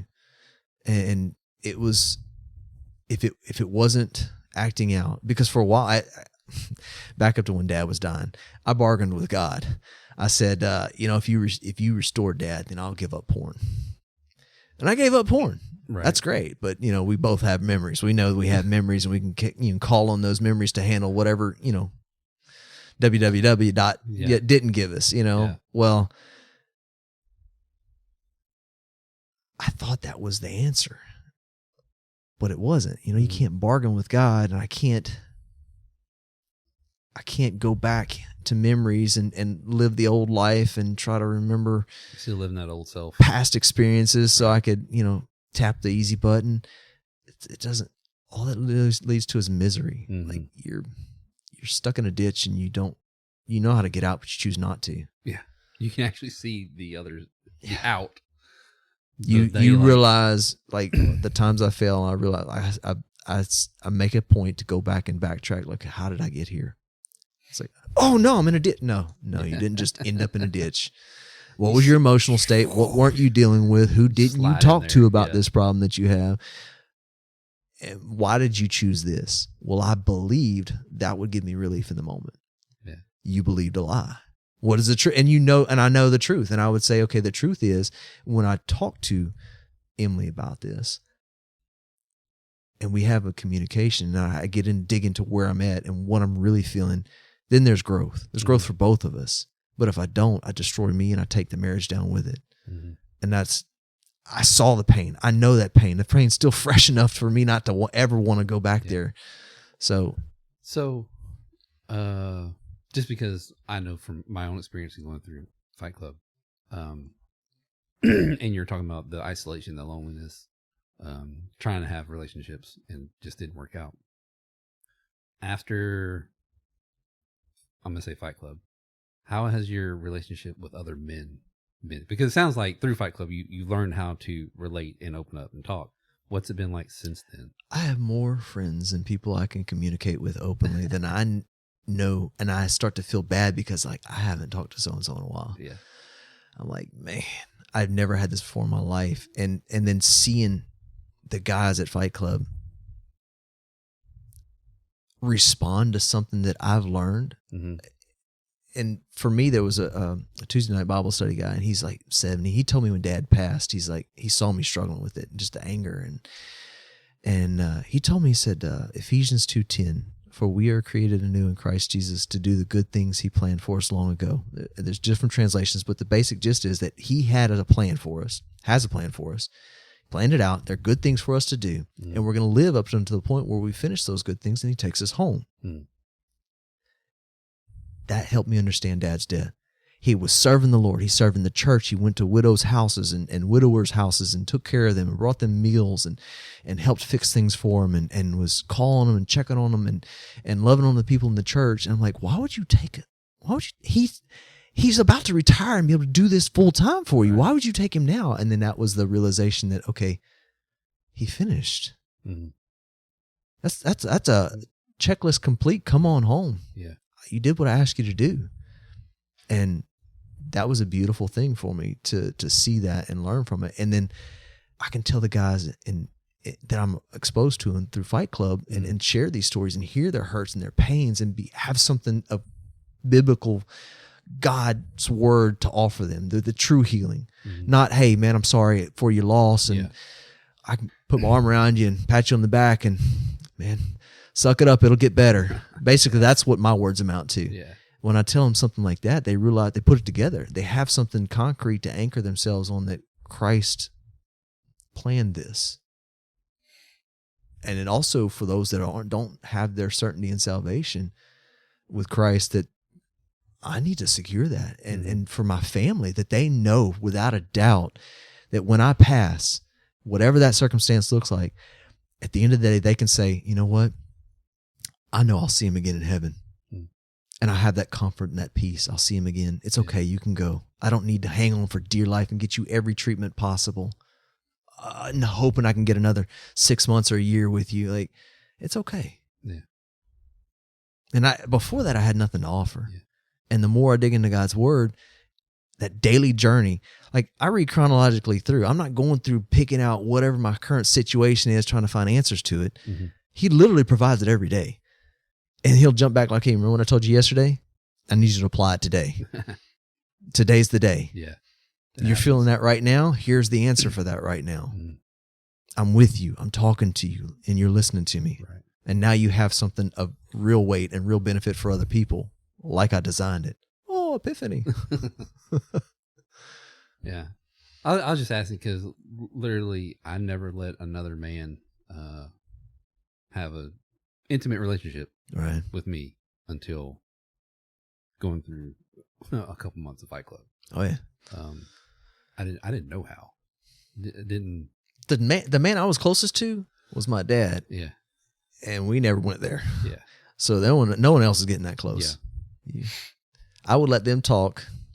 Well, I would have days where I'd want to just let all my problems, and then I have days where I just like I let them talk because I don't feel like anybody even knows who I am at this point. They don't really know me. We change group or something, I'm just be like, they don't know me. I'm just gonna sit back for a bit, and then the Spirit does not give you peace there. Yeah, then he starts poking on you. That's it. You better speak. It's just you're gonna feel the weight. Yeah. How we doing? Man, I don't know. Is there anything else? Are you good? I could go on, but I know we have some sort of time. I don't want to eat up your whole day. Yeah. I usually ask if there's one thing you'd want one man to know coming out of this, what would it be? All things work together for the good of those that love him and called according to his purpose. So what does that look like for someone struggling? You don't have to understand what the purpose is. You just have to trust that there is purpose, and it's good. Mm-hmm. And it may not be recognized in this life, but it will be in the next. Yeah. And I see that because I say it and see it because when I hit those struggles and I hit that seemingly wall and I'm frustrated and God works me through it and he teaches me, and then somewhere down the road, somebody, usually in Fight Club, comes up with a similar problem, or at work when I'm talking to somebody, And then I get to offer them, and I see that moment of hope, and I see that moment of joy return where there wasn't. Man, that is powerful. Like I offered you something that I didn't have before I went through that. Yeah. Had I not gone through that, I wouldn't have anything for you. Right. I couldn't help you, and I want to help. I've always wanted to help, but when you're paralyzed with fear or just don't know because you haven't lived it, you don't really have anything to offer. Yeah. And going back to what I was talking about earlier in our marriage, doing what we did and living the life we did, whenever you go through something and you're around people and you see them kind of acting the same way, you're like, you know where you might want to hold up a second. Yep.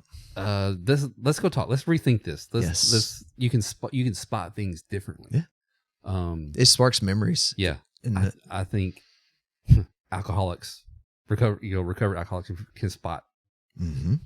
Recovered porn addicts can see things. I spot addicts. Yeah. Anytime you replace a healthy response to God in God's word that's founded in that, and you don't see that person do that, but you see them reaching for this or going to that more often. Like, you know, that's a problem. That is the crutch that they're walking on right now. And you're medicating to because I a see deeper issue. Yeah. I see it in my own life. Yeah. I still want to. I'm a sugar fiend. I still want to go for sugar when I'm stressed. Yeah, and I've been fighting that for a long time. And Fight Club helps with that too, because you got at least 6 weeks now, twice a year, where you're held accountable to diet and exercise and being in the Word.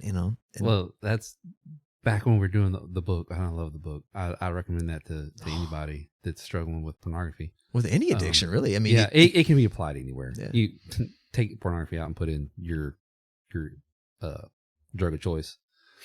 But going through that, and I was in group with Louvier, and he talked about his food, and dude, that day I was like, you realize what you're doing.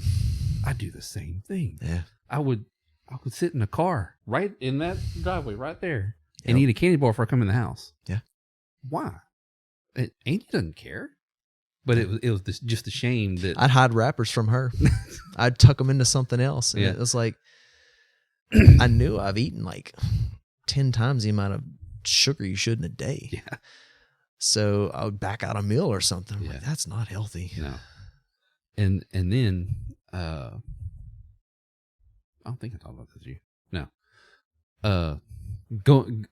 So our marriage through all that stuff and where we are now and anomaly and all that stuff, and wanting to help, going through what we went through to help the person go through what they're going through, something to that effect from David.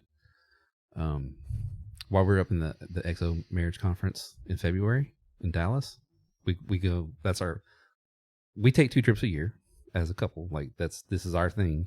It's almost a non-negotiable for us. One is the XO conference and the other is an anniversary. Those 2 things. We're going out of town. We're going together. We're going by ourselves. See you later. All right.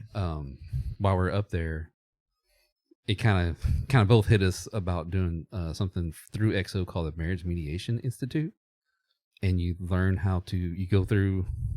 We want to go through it, and I think just because who we are, what we've been through, and seeing the value in helping people with their marriage, and it's kind of almost like the last resort kind of thing. All right. Because it's not counseling. It's not this thing. Like they made that very clear. It's not, you're not learning how to be a counselor. You're literally teaching them an 8-hour day of how to like talk to each other, basically. Right. And we want to do that because we've been through something. Yeah. And we can help people. That's it. And also going back, you made me think of something while we were listening to the spiel, the promo for it. There was actually a divorce lawyer in there, and like from the mindset of, it's cheaper for you to stay together. He's like, y'all think about, you gotta pay child support and you gotta like pay for the court costs. And I said, if you really think about it, you have 2 houses now. You have a house, they have a house. You've just cost $100,000 for a house. you have to split. Think about the cost from both sides, and it's like a ton of money that you're. Yeah. Not that that's the only reason to stay together. Unless but one of you it's goes just back one to of your those parents' things. house, Yeah. Yeah. if that's an option. Did that. That's a bad example. So Yeah. don't go there. Lived in their house for a little bit, but So did I. Mom loved it. It sounds like our stories are very similar in a lot of respects. Yeah. But anyway, I just wanted to say that all those things of When you realize life is more than just what I live and what I do, yeah. that we have a purpose here. mm-hmm. And we're going to make disciples. And people take that as in, I need to train you how to preach the word of God. Like, there's so much more to being a disciple. How do you live? How do I have a relationship with her day to day and not get mad or get frustrated or get angry when things come up that I don't agree with or I don't like? Like, that's discipleship. What does God teach me about how to respond, how to live, how to take those emotions and say, what does God say? How am I supposed to respond? I'm going to choose to believe God and loves me and that he brought me into this relationship, and therefore I'm going to love her and try to love her like he loves me. Yeah. Even though in the moment, I don't feel like it. Yeah. And the groups that I go in, I'm talking about stuttering, the groups that I go in and we do talk about discipleship, my mindset is discipleship should be like breathing. Yeah. There's no plan. You literally walk side by side with someone. Right. And you do it together, and you point out each other's.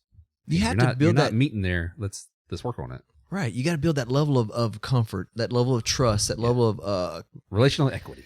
Equity. That's it. And once you establish that, it's like the give and take. When I share my story and I give pieces, I know different levels I can share that depending on where that person's at. I'm going to offer this much. And when they offer some at the same level, then I'll go a little deeper. Yeah. And we're back and forth until we, and Roy, I love Roy's analogy, and I don't know where he got it from, probably one of the many, many books he reads.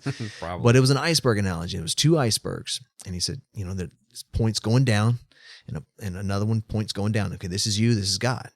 Okay, there's most of the icebergs below the surface. Right. So we live our lives up here at the surface, and people see what's above the surface and what we want them to see. Right. And all the emotional baggage, the hurts, the bad choices, all these different things are all the way down to the very base of where this began.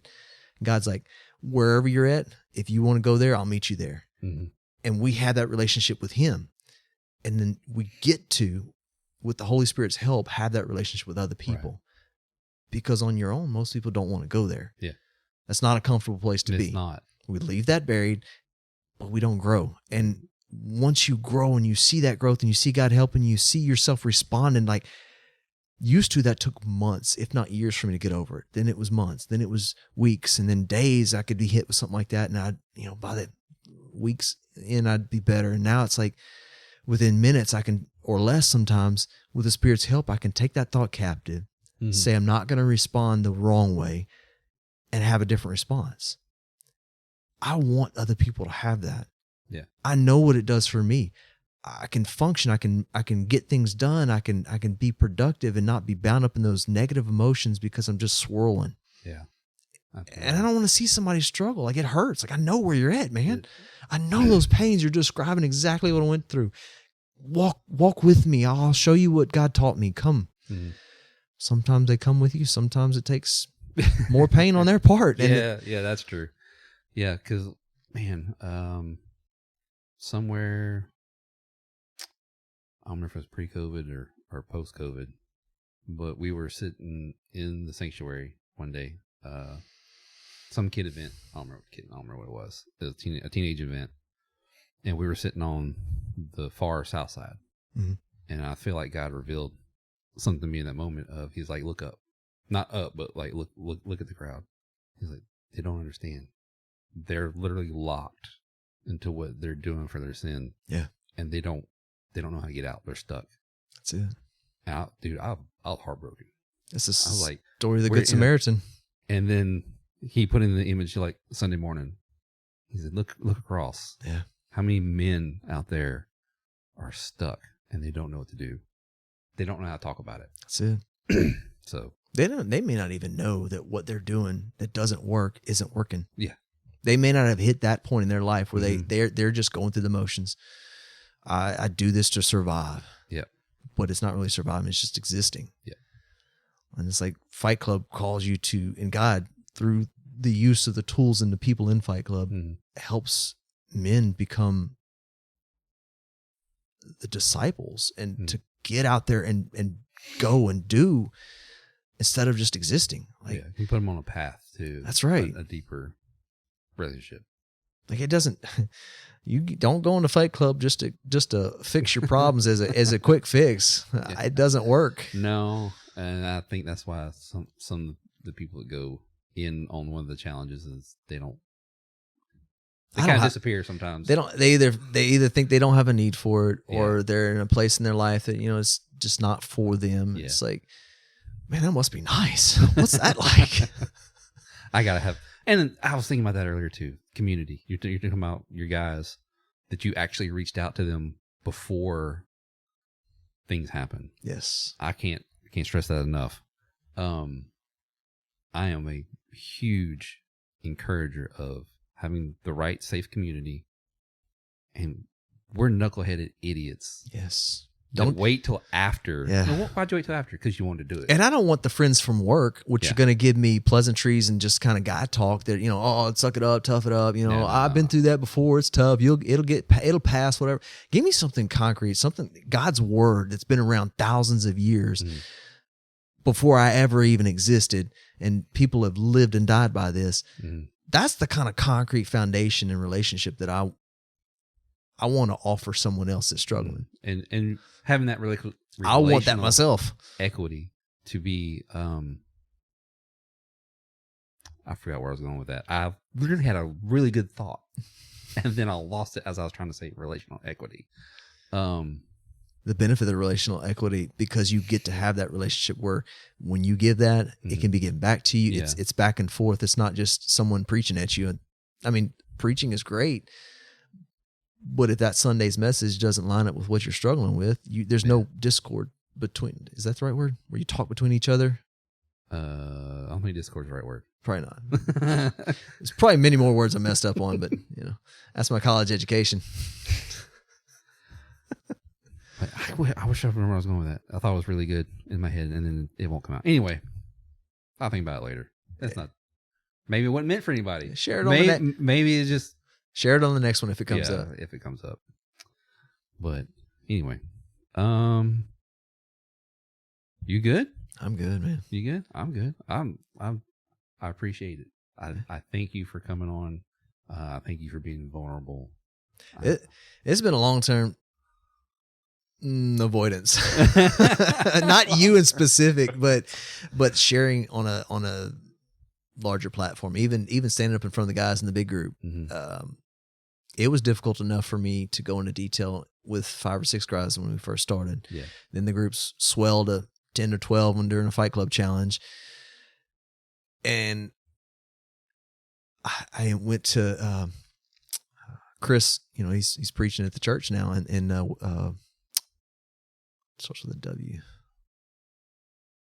Big Chris. Walker, yeah. Chris Walker. He's in Hayes. Yeah. He's at the church now. When you said W, I was like, W. Chris? What? Chris? No. Hayes. Anyway, Chris asked me, I told him probably a year or two before, and I said, look, I want to tell my story, just give me time. And he encouraged me, and it's like, well, you'll know when the time's ready. And he ended up asking me, and he said, hey man, I'm going to Faith Walk or something like that. And do you mind coming in on Wednesday night talking to my guys? Oh yeah. I kid you not, I looked like I just ran a mile. I had so much sweat. Emily was praying for me. I was like, okay, we're going to do this. And I had, outline and everything. And I just let it all out. And then later, guys talked to me about coming up saying they were journaling. And then some of them talked about how, they're really moved by the story. And it's just like, okay, that wasn't that bad. And then I heard John's story, and I was listening. I was drummer Blake. I heard his story. I'm like, I don't really have an excuse. I know, Lord. I know I don't have an excuse. I need to tell what you've done, and it's an awesome story, and it points back to you in so many ways. Okay, and that's when I text you out of the blue, like, hey. You still doing that thing? Yeah, still doing that thing. Come on. So I got somebody else texted me last night. Aaron Cole. That's who it was. Yeah? Yeah. He's going to come in 2 weeks. The firefighter? Yeah. Yeah. Yeah, he's coming in 2 weeks. Awesome. So that's cool, man. I'll say it's just so encouraging now from the dealing with the self-worth of not feeling like it's doing what it's supposed to do in the podcast until now. It's like when I'm finally believing God and putting him where he's supposed to be.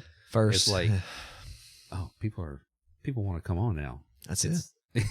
And people want to like, it's that it's where I was at. It's all these different things. Like it's that movement and it's the Christians doing what we were called to do and go and sharing God's word and the purpose we have. And as we've become aware of that to the point where we can't keep quiet. Yeah. Things like being recorded start to lose their fear factor. This has gotten easier as it's going on. Hopefully you have all the footage and nothing just deleted it. Yeah, hopefully it makes it. Done that before. Oh, it was so aggravating. Transfer and lost it or something? No, I did it over the internet with Eric Foshi, and it just I couldn't use any of it. I was so devastated. But I learned to roll with it now, and it's gotten easier, and that's kind of like living in the uncomfortable. I'm getting comfortable, so I'm kind of like, okay, what's the uncomfortable coming? What's next? Yeah. Where are we going? Yeah, he's ratcheting it up. Yeah, and each lesson you learn, you're able to help somebody else with it. And that's how it's like I start to see everything, not just like people struggling and sin and all that. It's like even day-to-day life and how to deal with less than loving employees and supervisors and things like that. And how do I respond? And how do my body anxiety get before I even started that work? And it's like, okay, we're going through this lesson because someone else is going through it. And then it would be a problem with people I work with, and then she starts a different job, and there's some tension there, and it's like, oh, okay. I didn't want to go through it, but apparently you had a purpose for it. Apparently I had to learn something. That's it. There's something there. That's okay. Appreciate it. Again, appreciate you. Thank you. Love you, bro. All right, love you too, man. Thank the Lord for providing an opportunity and ripping the Band-Aid off, or the blunt, however you say it. You're all good. Pushing me out there. Pushing you out there. Thank you for tuning in to the Hope Over Coffee podcast. If this story has touched you and you know someone who would benefit from it, please share it with them through one of the many platforms Hope Over Coffee is available on. Hope Over Coffee can be found on Spotify, Apple Podcasts, Google Podcasts, YouTube, and several other platforms. If you'd like to stay connected and become a part of the community, you can find Hope Over Coffee on the Band app by searching Hope Over Coffee on the band.us website. Thanks once again for joining us on this journey, and we look forward to sharing another cup of coffee with you next time.